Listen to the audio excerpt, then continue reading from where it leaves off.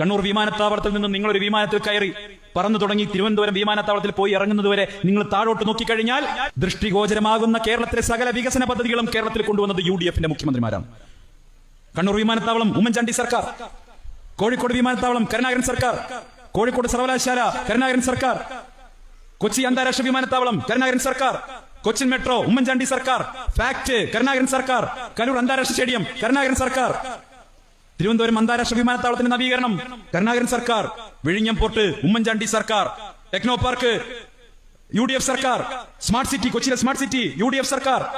അങ്ങനെ ആകാശത്ത് നിന്ന് നോക്കിക്കഴിഞ്ഞാൽ കേരളത്തിൽ ദൃഷ്ടിഗോചരമാകുന്ന കേരളത്തിലെ സകലമാന വികസന പദ്ധതികൾ നടപ്പാക്കിയത് UDF-ന്റെ മുഖ്യമന്ത്രിമാരായിരുന്നു എന്ന് നമുക്ക് അഭിമാനത്തോടെ പറയാൻ പറ്റും. പക്ഷേ പ്രിയപ്പെട്ടവരെ, അതേ വിമാനത്തിലിരുന്ന് താഴോട്ട് നോക്കുമ്പോൾ കേരളത്തിൽ പൂട്ടിക്കിടക്കുന്ന സകല സ്ഥാപനങ്ങളും സകല വ്യവസായങ്ങളും പൂട്ടിച്ചതും ഇവിടുന്ന് സകല ആളുകളെയും നാട് കടത്തിയതും അത് ഈ MP രാജേഷിന്റെ നാറ്റച്ചെങ്കൊടി കുത്തിയതിന്റെ ഭാഗമായിട്ടാണ് എന്ന് കൂടി നമുക്ക് കാണാൻ സാധിക്കും.